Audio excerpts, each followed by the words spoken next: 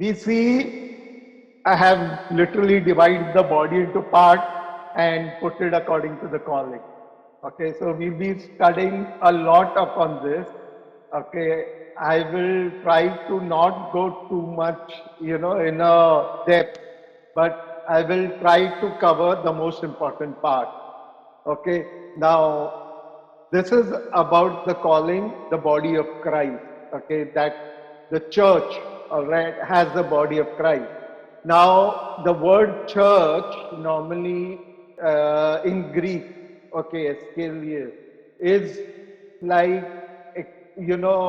translated by people or, interpreted as a group of people. But actually, the word is a compound word. Okay, it is made of two words. It means basically a group and it means calling. So, a group on mission. So that means a church is not a gathering of people, but a group of people out on a mission. So if the church is not on a mission, it becomes a crowd, a mob, or a club, but doesn't become a church. So the mission is important part of the church. Now, if it is a mission, then we need to understand what is the mission in sense of work. Now, we know the mission is given in Matthew 28, where Jesus has said, go out to the world, okay, and give them the gospel, make them disciples, teach them the word. Okay, so that is the mission, is making disciples. First is giving the gospel, then teaching them the word. All right, and then the main thing is giving the gospel, baptizing them in Christ, and then giving them the word. So that is a mission. Now, if we are doing a mission, so there should be a group of people who look over the mission, the functioning. So we'll be studying about callings. Okay, doing the mission of Christ. Okay, the church, all right, has a body. Now we are looking in the general working of the church as a body. Now, in 1 Corinthians 10, 15, 17 says, I speak to sensible people, judge for yourselves what I say. It is not a cup of thanksgiving which we give thanks, a participation in the blood of Christ, and not the bread that we break in participation for the body of Christ. Because there is one loaf, we are many, our one body, for we partake of one loaf. In Ephesians 1, 22 and 23, I'll read the important underlined word, okay, so that we come to the point. Appointed him to be head over everything from the church, which is his body. So we are talking of a church and a head, and with a body with a head. Now we who are a part of a church become a part of the body of Christ. Okay.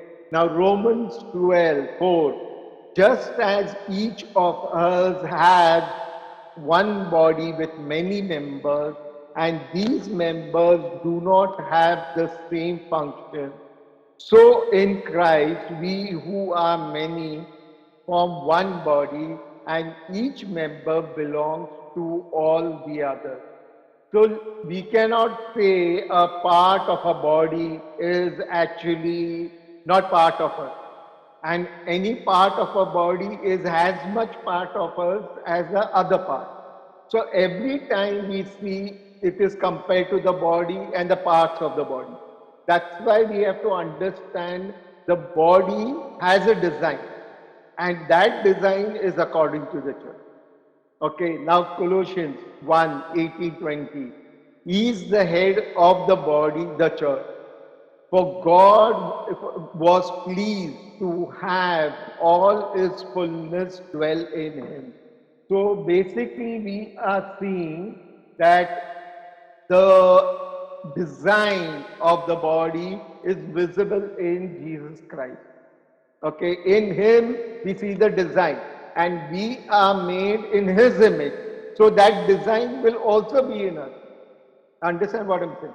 So even though the design is in Him, we can also see the design in us. But in Him, the design was perfect. In us, there will be somewhat a design, okay? Because it will not be perfect, because we are not perfect. All right. Now, the main problem in Christians is spiritual growth. It is like a birth of a child and the stages of growth in the child. Most of the Christians belong to the stage of a child which was in delivered from out of the mother's womb, but is still connected to the mother through the umbilical cord and remains connected together for years. Now, mothers will know, and those who have seen a child delivered in the delivery room, fathers will know that when the child is born, it is like full of covered with blood, okay, means with the whatever like comes out of the womb, okay, and it is connected to the umbilical cord to the mother. Now, until the doctor cuts the umbilical cord, clamps it, and cleans up the child, till then the child is not a individual by itself. It is still connected to the mother. Okay, and it requires all the like nourishment, everything. It comes through the umbilical cord, through the mother. So we basically, when we are spiritually born, the person who has bought us in the Lord becomes the source of a spiritual connection. And we get attached to that person for every spiritual information, help and all. And that becomes our umbilical cord. Okay, and imagine remaining connected for years and years and not growing up. That is the state of the church. Every person in the church is connected to the pastor or to the person who's there, the leader or anybody. And they will remain connected. This cord, which was a source of nourishment, becomes a source of infection. Now, this problem starts when the person starts taking the place of Christ in that person's life. Not as a substitute, but actual replacement. Okay, they have accepted Christ, but do not allow being led by the Holy Spirit and therefore have no spiritual growth. Grow like a baby, disconnect from your mother, do not get attached to your life, all your life to the people who have shown you Christ. Start with milk, then grow on to receive solid food. That's the word of God. Something that we are studying today here. Okay, if you do not disconnect from the people and surrender to God, then how will the Spirit of God lead you? Only when we grow in spirit, we will realize what part of the body of Christ we are. For we are made to perform different functions like the different parts of the body. Although we may possess many spiritual gifts, but one would be a greater quantity than others, which could help identify you as what part of what part you are and what your function is in the church. Now, this session and this calling is not for children, those who are connected to their spiritual mother or the person who has bought you in Christ. Okay, if it may be a male, female, doesn't matter, still becomes a mother. Okay, so what the people do is like, how you cry for every small thing to the mother. That's what people do to these people who brought you in. Your pastor also becomes like a mother. And that is what happens to the person. So these people are not the people who can seek calling. So the first thing is you will need to disconnect. Okay, many people ask me, like, brother, what is your aim? So they say, I will tell them that I want to bring people into the church. But I tell them, actually, I want to take people out of the church. Then they start looking at me. I say, not to remove them of Christianity, to make them Christian. So unless you don't step out, you don't disconnect, you do not let the Holy Spirit lead you, you will not be a Christian. You will be a baby. Okay, so there has to be some amount of disconnection from the people and let the Holy Spirit lead you, and that is important. Okay, Romans 12:4-8. One body with many members, and these members do not all have the same function. So in Christ, we who are many form one body, and each member belongs to all the others.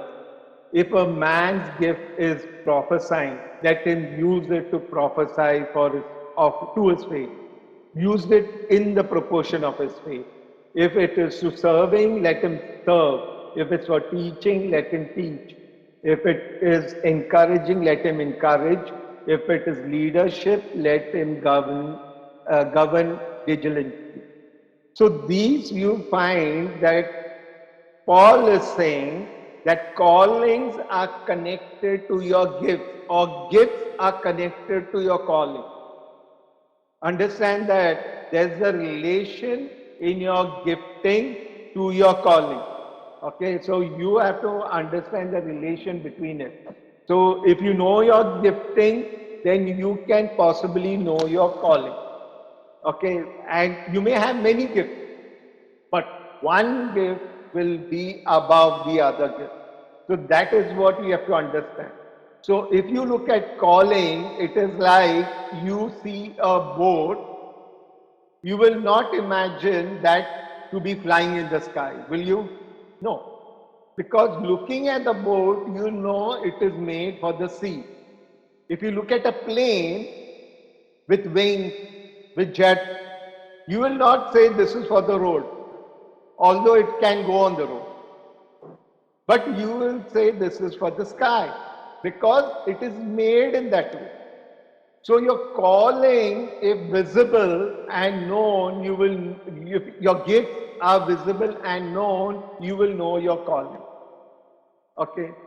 Now, Paul, in his letter to the Corinthians and Ephesians and the Old Testament, the book of Exodus classifies the body of Christ, of the church, into 7 parts. Christ the head, the apostles, prophets, teachers, healers, evangelists, and lastly, administrators. Okay? Administrators, pastors. But the order is like healer, okay, evangelist, administrator, healer. Okay, all right. Now in Corinthians 12, 4 to 6, 27, 31. You will find for first all apostles, second prophets, third teachers, workers of miracles, that is the evangelist, gifts of healing, that is the healer. Okay, now in between, those are able to help others. This is not a gifting. So that's why not connected to calling. Those with gifts of administration, the administration gift, so administrator. And yeah, that's it. 1, 2, 3, 4, 5, 6, 7. Okay, 6 are there, calling. Okay, so you have apostle, prophet, teacher, evangelist, healer, and administrator. So there are 6 calls. So this is actually in apostles, in Paul's letter. Okay, in Ephesians 4, 11 to 13. He who gave some to be apostles, some to be prophets, some to be evangelists, then pastors, teachers. Now, pastors is not a calling. Okay, that I'll explain.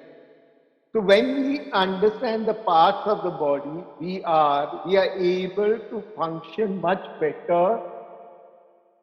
We are able to function much better and do not get confused with others and ourselves by behaving like another part. So if you know your calling, you will know what you're functioning. And if you know you're functioning, you will not land up doing something else. So it is important to know your calling.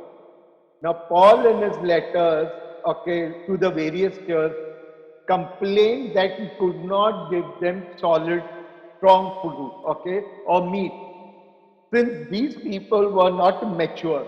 So that's why in his letters of in Paul, although he taught them something, but he was not straight and clear to the point.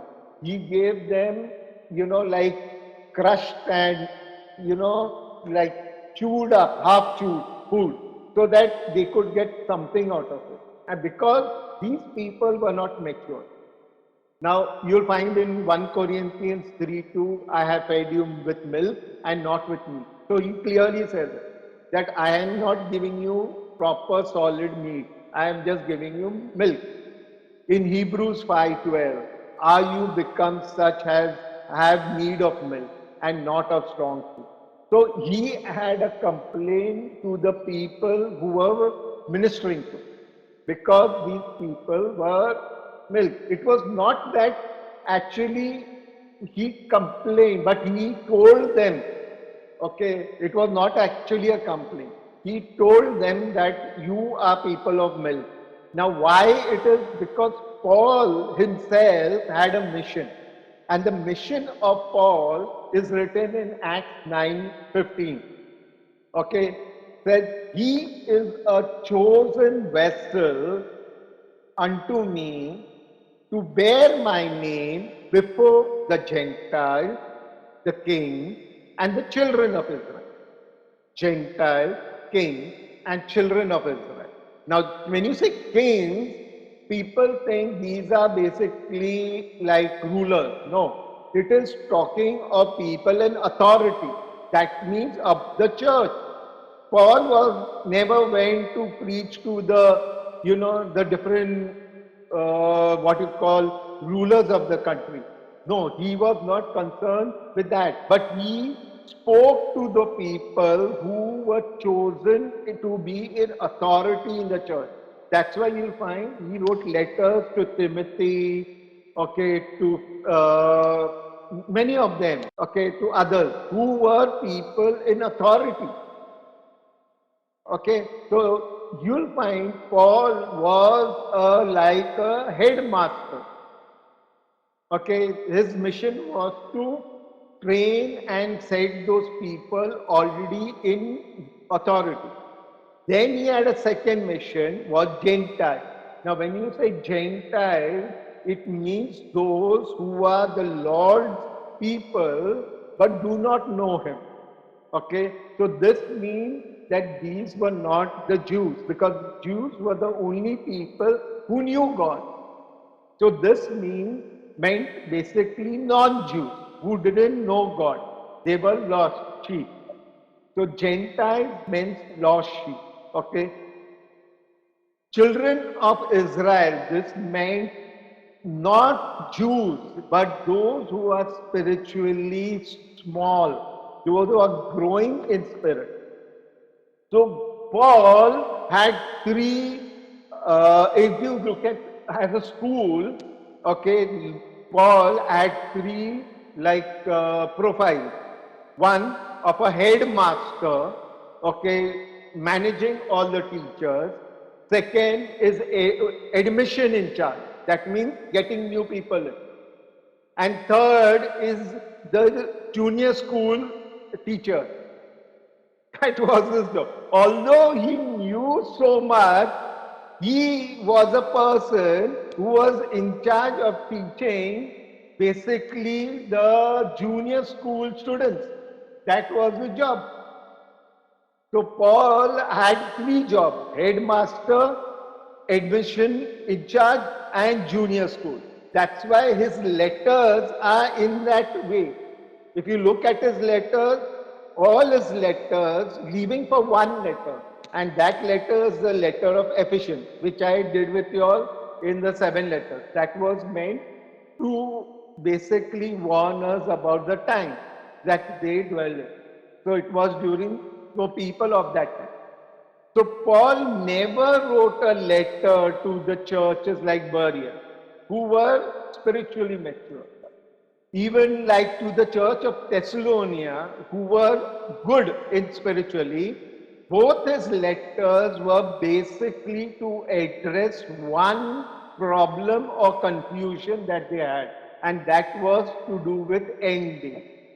Okay, that I have, explained in my previous page. So his letters were basically for junior school. All right, that was the reason why Paul was not very clear or comment in his letters about calling, because that is not for children. When a child is born, the body gets formed slowly, starting first with the heart. Okay, and then slowly the child gets formed fully, like with the head, torso, hands, legs, every part of it.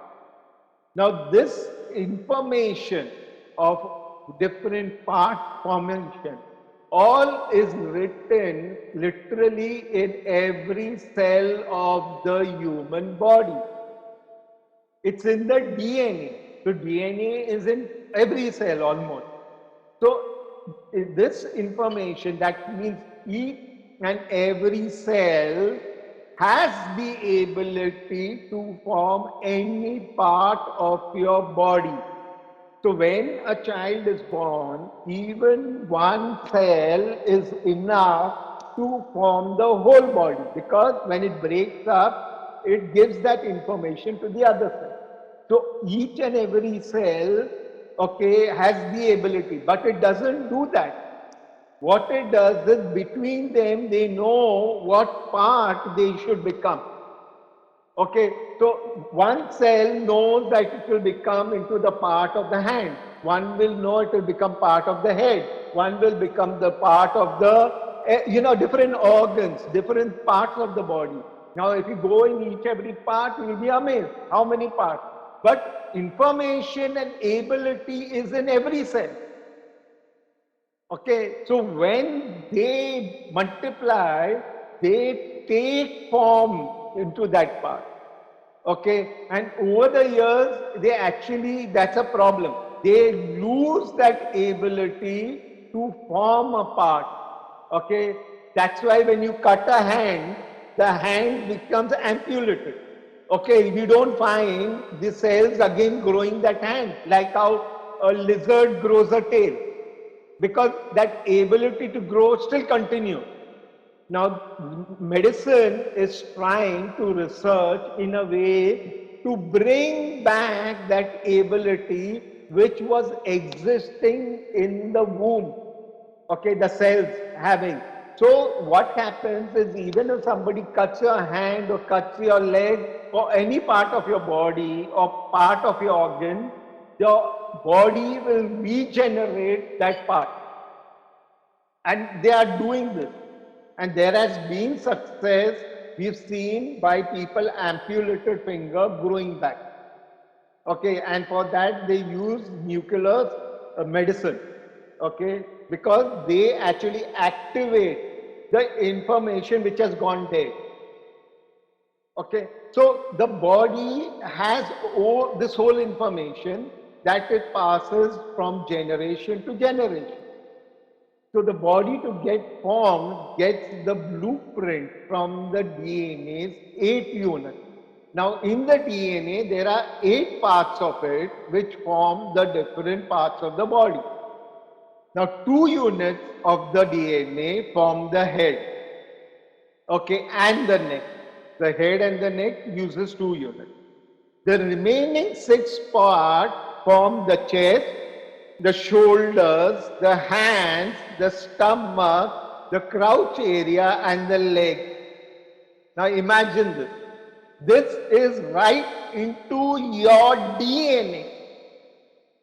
I'm not talking just like a scripture. This goes right into your DNA, and your DNA is designed according to scripture. Even in creatures like a snake or spider or fish or any multi-cell complex creature, you find these 8 units. Okay, if one part is missing, or like suppressed, like the leg in a snake, you will find that unit takes another form. That means it actually doesn't do what it is purposed for, but does something else. So if we do not do what we are called to, we don't become a human being, we become an animal. That is what happens. Because in a human being, each and every unit becomes what it is purposed for. It is only in animals which take a different form. Even in what you say, if one part of the body is this, okay, we did that. This scientific information I'm sharing for you, for it is to do with the image of God and the church. It gives us the template of the functioning of the church.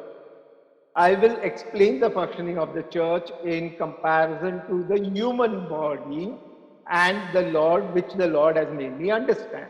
The 7 parts of the body are attributed as the parts of the body of Christ and be compared to the different parts of the human being. Christ, the head, apostle, the chest, prophet, the couch, the teacher, the shoulder, evangelist, the healer, administrator, the stomach, healer, the leg. Now I put pastor there because you would not understand the administrator very well. Okay, because we have considered the pastor as the administrator. Okay, now it doesn't mean that all pastors are administrator. Okay, all right, we learn more on this detail. Okay, now the Lord confirmed this also in the Old Testament in the book of Exodus in chapter 28 and 29. Now, what is that chapter? It is about the clothes of the high priest. Okay, the clothes were made and designed for us to understand the calling. It was not that God was a fashion designer.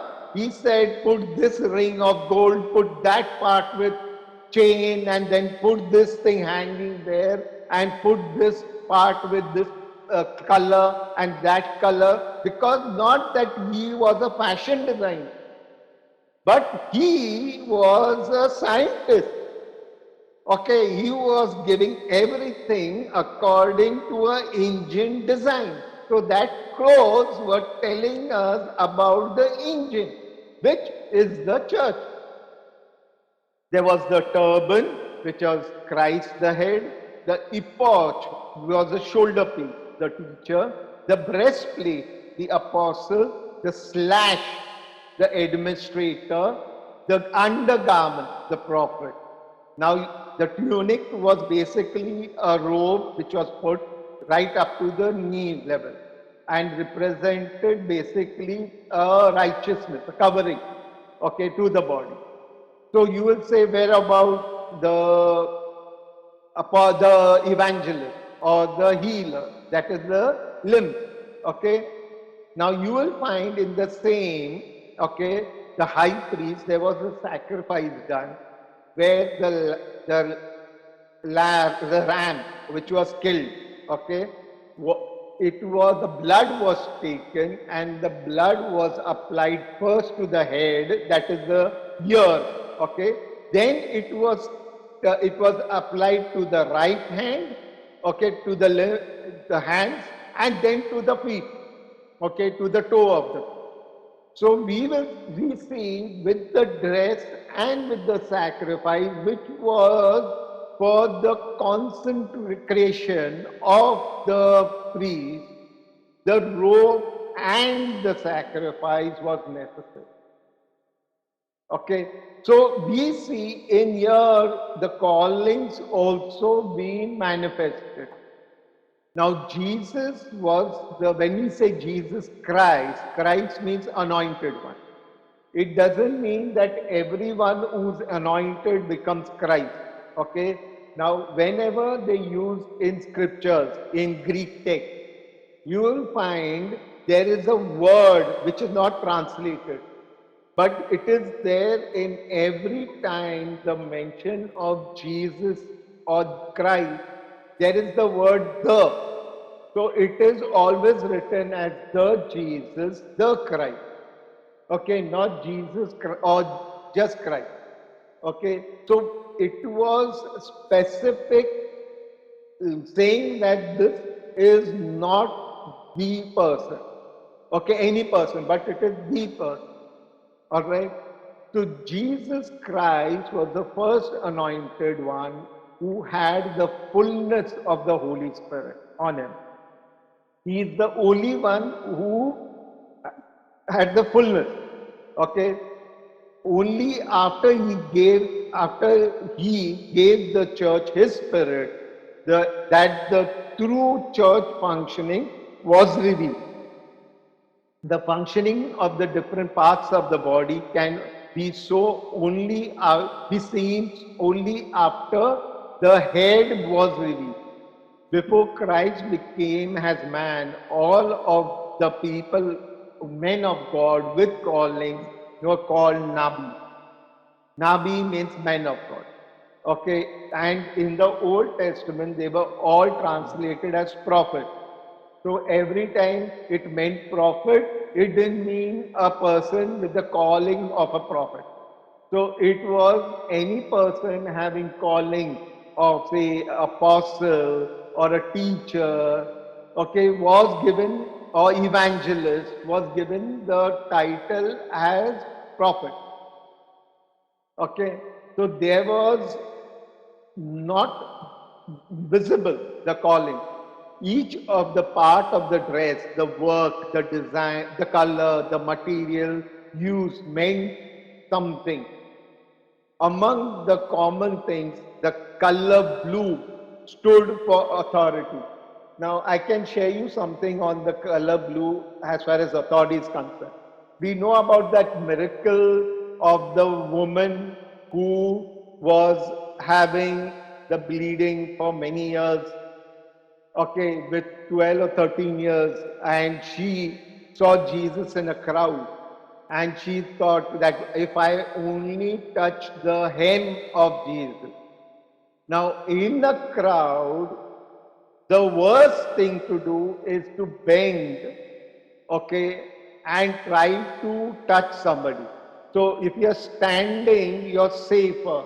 The moment you bend, you can have people falling over you. So why did this woman want to bend? Because she thought she could touch him from below their feet? No.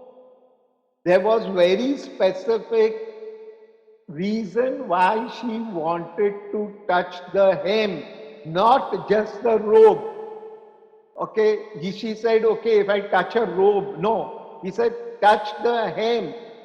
Now, it was a reason because the Jews had to wear a dress with the hem having a blue ribbon on the corner of that. Now, the blue ribbon that was put in the corner of the hem actually symbolized the authority of the person in God. So, what she wanted to touch was not Jesus, but his authority. And that is the reason why she's able to steal a healing. So a reason of being able to steal a healing was because she understood the symbolism of that blue ribbon. Now the color purple stood for royalty. The color scarlet stood for, now this purple was not actually purple, okay, it was deep blue, okay. So the thing is, it actually didn't mean purple. Okay. Now, because I showed you it, the purple actually was not used in the church. It was used by the Romans. The color scarlet stood for sin. Linen yarn of the cloth meant for righteousness, and gold meant precious, spiritual precious. Okay, pastor is not a calling. Everyone who leads another to the Lord is a pastor, which is a Greek word which means shepherd. So the word pastor means shepherd. It doesn't mean the shepherd, it means a substitute shepherd. So the shepherd is only Christ. We as pastors are substitute shepherds. Since the word is not translated, people use it as a title or a position. Okay, because they think it is to do with calling. That's why, because it's a word which is in Greek. So all Christians are actually called to do the Lord's mission and seeking the lost sheep, giving them the gospel, discipling them, and teaching them the word. That is after baptism. To be ultimately led by the Holy Spirit. Thus, all are called to be pastors. Okay, that means each and every one of you who is called to minister to the others, and when you minister, you become a pastor. So if one is not a pastor or a shepherd, then the question is raised, is that person going to go to heaven or not? Because only those who do the will of the Father will enter heaven. So if you are not pastor, so every Christian is called to be a pastor. Understand this? Okay, now don't get scared. If you are ministering or witnessing to another person, you have already started that work. So, is the seven callings given in any other place in the Bible, in scriptures? Yes. Okay, in fact, here I've written it, I didn't cut it from there. Okay, so if the seven callings given in scriptures, yes, it is connected to the seven spirits of the Lord, the Holy Spirit. Okay, so there are two aspects we need to understand here. Firstly, that although the Holy Spirit is one, okay, there are seven forms of the Holy Spirit. And secondly, the functioning of the church is based on the seven spirits of the Holy Spirit, for they are related to calling. Now you will understand that the Holy Spirit in scripture, that is the Old Testament Genesis and Revelation, is symbolized as the rainbow. Now anybody seen the rainbow? It is basically light. Light has no color. But when light refracts in water, okay, it takes a form of seven colors. Now that is what the Holy Spirit is symbolized. So seven colors is the Holy. That's why God said, till the rainbow is a sign in the sky, he will not destroy man. That means till the Holy Spirit is available with man, the destruction of man will not come. Okay, until the Holy Spirit is taken away from man, then only all mankind will be destroyed. Okay, so we see in the candlestick, which is in the Jews, okay, they had the candlestick, okay, in the tabernacle, and this candlestick, okay, with its seven branches represented the Holy Spirit.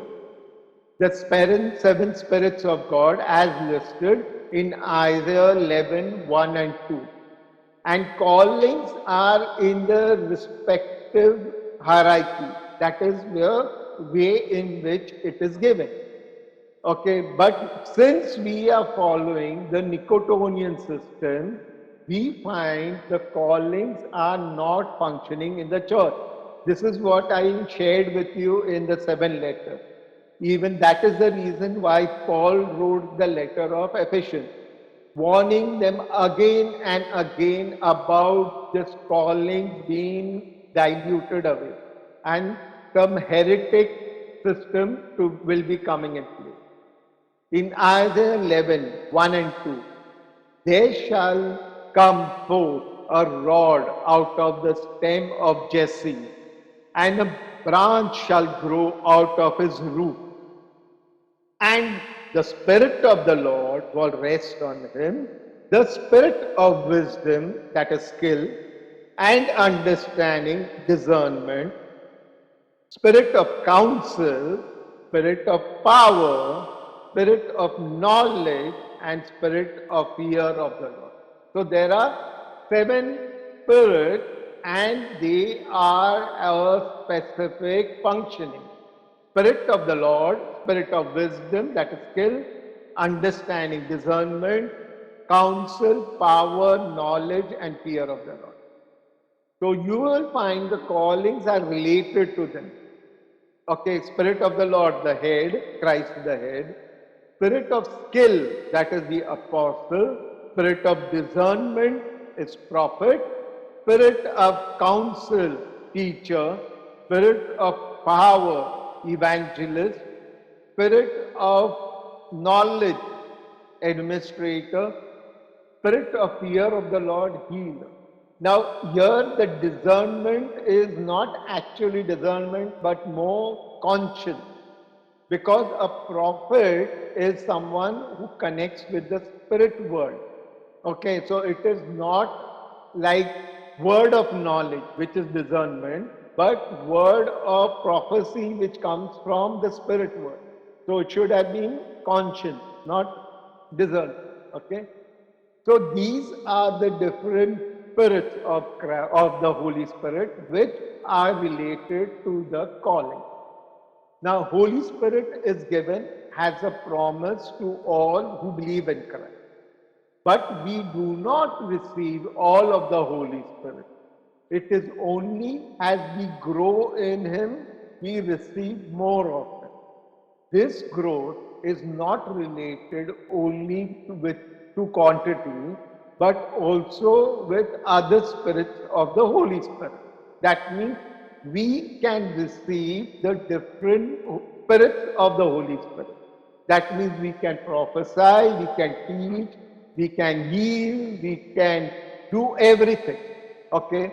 All right. So it because we have received that Spirit of God, of the Holy Spirit. Okay, so we are able to do all things in Christ. Okay, as we grow in it. That means a teacher can prophesy and heal also. So also a prophet can teach. But then a specialist is a specialist. And others cannot beat the one in that calling.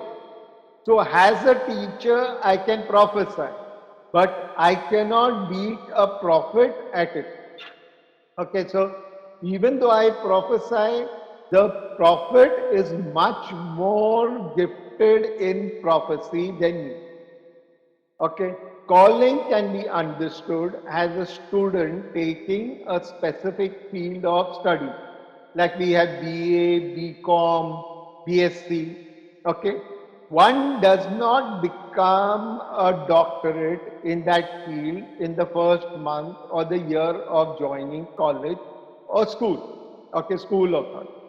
The person needs to slowly grow and gradually grow in that.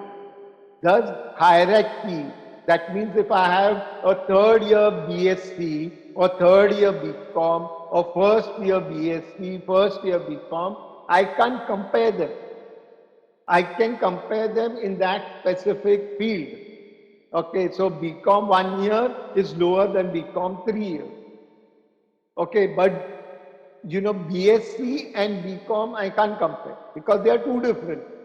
Okay, so that way a calling, a person will grow in that calling. You can't compare them with other callings, but you can compare them with the person in that calling, depending on their growth.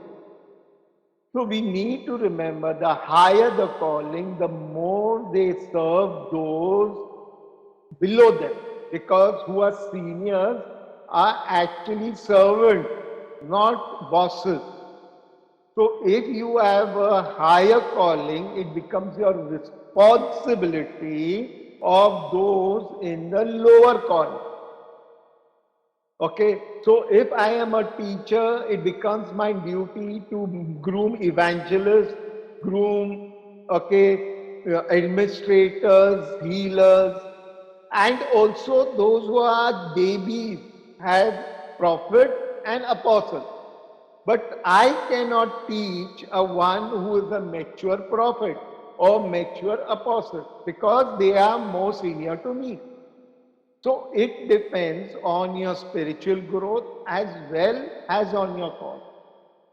Okay, growing and receiving more of the Holy Spirit also depends on the size and depth of the vessel. Smaller, hollow vessels receive less. Larger, deeper vessels receive more.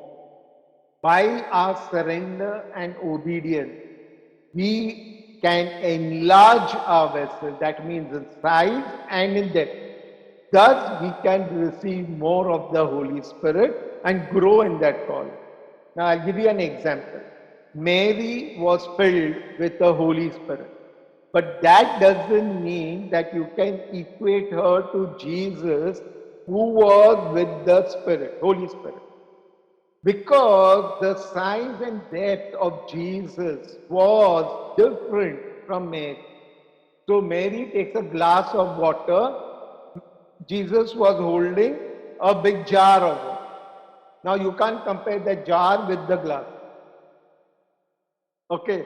So when Mary was filled with the Holy Spirit means the glass got full. If Jesus was filled with the Holy Spirit means the jar was full. She could fill hundreds of glasses or thousands of glasses. Okay, so it matters is what that depth or size of the growth of that person. So, as believers who are baptized in Christ, should not think that just by receiving a token of the Holy Spirit, the Spirit of truth, it is sufficient. So when we are baptized in Christ, the first part of the Holy Spirit we receive is the Spirit of truth, which is of a teacher. That is the reason why we start understanding Scripture. Okay, so the first part of the Holy Spirit, irrespective of your calling, okay, whatever you are, you receive the teacher's Spirit. That is of truth. Okay, that is of understanding the Scripture. That is the reason why the person who is baptized in Holy Spirit, suddenly for that person, the Word of God takes a different form. And the person starts realizing the true understanding of the Word of God, which the person did not. But that doesn't mean that we have received. We have just received a token. Token, you know what it is? When we are buying a flat, we give a token. The flat may cost 50 lakhs and token will be something like 50,000 or 1 lakh. But what happens? The flat is booked in our name. Okay, but we do not become actual owners of the flat, even though the flat is in our name. We need to completely grow and then come to the full. That is when we become sons of God. Okay, Matthew 16:15 to 20. He said unto them, by whom say that I am? Okay, this was the apostles were there. And Simon Peter answered and said, thou art Christ, the Son of the living God. And Jesus answered and said unto him, blessed art thou, Simon Barjona, for flesh and blood has not revealed it unto thee, but my Father which is in heaven. And I say unto thee, that thou are Peter, Greek Petros, and upon this rock, Petra, not Peter, Petra, I will build my church, and the gates of hell shall not prevail against it. I will give unto thee the keys of the kingdom of heaven, and whomsoever thou shalt bind on earth will be bound in heaven, and whomso thou shalt loose on earth will be loosed in heaven. Then charged he his disciples that they should tell no man that he was Jesus the Christ. Now you see, Jesus didn't say that Peter, on you I build the rock. No, he said, on that rock, the cliff, you are a stone. But on the cliff, what was the cliff? It was what Peter revealed. That is the truth. So the church is built on the truth. That is the word of God. Because the word of God is truth. He said, on truth I will build my church and nothing shall prevail against it. Now, in some scriptures we find Christ is the rock on which means the Holy Spirit. Because when you say Christ, there are two aspects. One is the man and the Holy Spirit. So it is on the Spirit of truth, that is the Holy Spirit, that the church is built on. And that is what we are seeing with the callings and everything. Okay, now Jesus said in John 16:30, howbeit that he, the Spirit of truth, is come, he will guide you in all truth. So, Jesus himself is saying that what I have taught to you, you have not understood. But he who will come will actually teach you and reveal you everything that I told you. And he will give you to the truth. Again, in John 14:26, he says, the Comforter, which is the Holy Spirit, whom the Father will send in my name. Now, who will send? The Father will send in my name. He shall teach you all things and bring all things to your remembrance, whom whatsoever I have said unto you. So even Jesus as a teacher as man, was not the perfect teacher. It was his Spirit who was the perfect teacher. That is the Holy Spirit.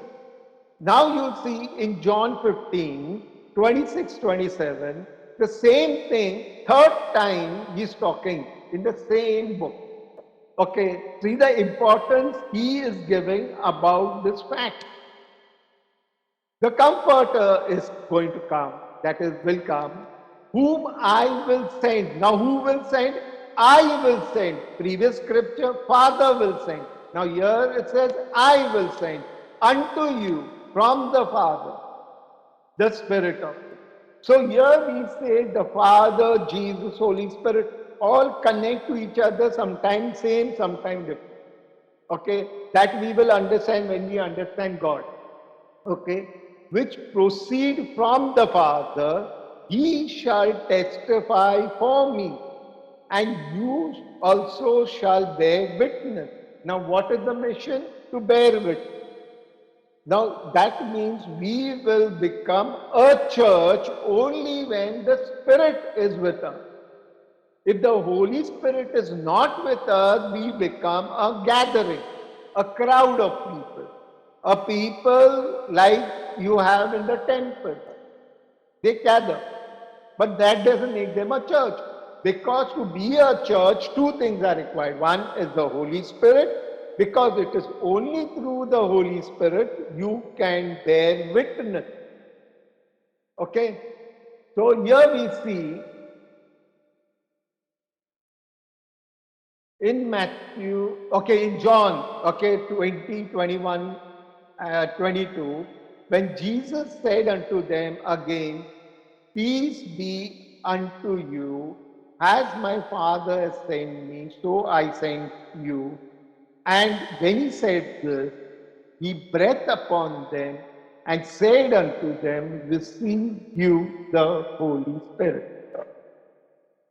So when did the apostles receive the Holy Spirit? Not on Pentecost. They received long before. So when you are believing in Christ, you have received the token or the promise of the Holy Spirit. But unless you are not baptized in the Holy Spirit, you do not become a church. Because only when the Holy Spirit starts manifesting or working in you, you actually become a church. Now here we see the birth of the church, which is on Pentecost Day. This is written in Acts 2, 1 to 4, verse 14, 37 to 41. And when the day of Pentecost has come, okay, I'll just go to the important part, okay. And there appeared unto them cloven tongues as of fire, and it sat upon each of them. Okay, that was the symbolism of fire in the form of tongue. And they were all filled with the Holy Spirit and began to speak with other tongues as the Spirit gave them utterance. So what happened? Their baptism in the Holy Spirit was manifested. Why? They started receiving the gifts of the Holy Spirit. They had received the Holy Spirit, but they did not receive the gifts of the Holy Spirit because they were not baptized in the Holy Spirit. So you may receive the Holy Spirit, but only when you are baptized in the Holy Spirit, you will receive the gifts of the Holy Spirit. And callings are connected with your gift.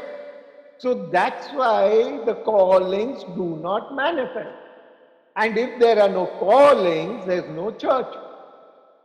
There's no function.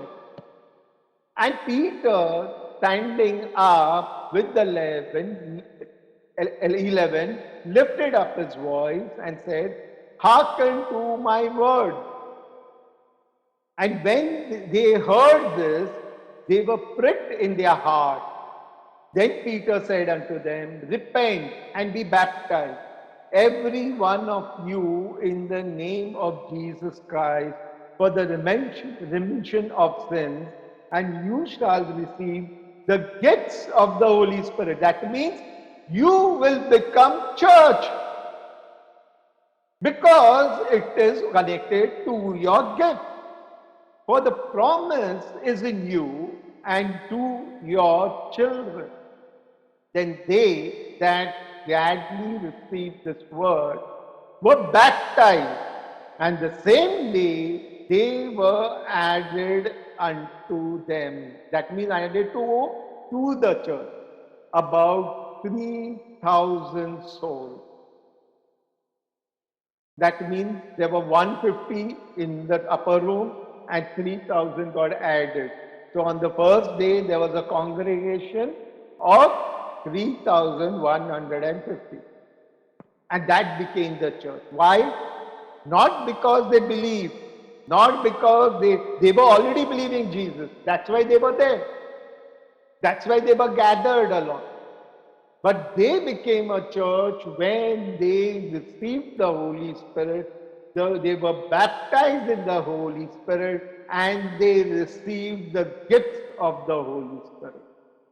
So church has to have the Holy Spirit, the gifts of the Holy Spirit.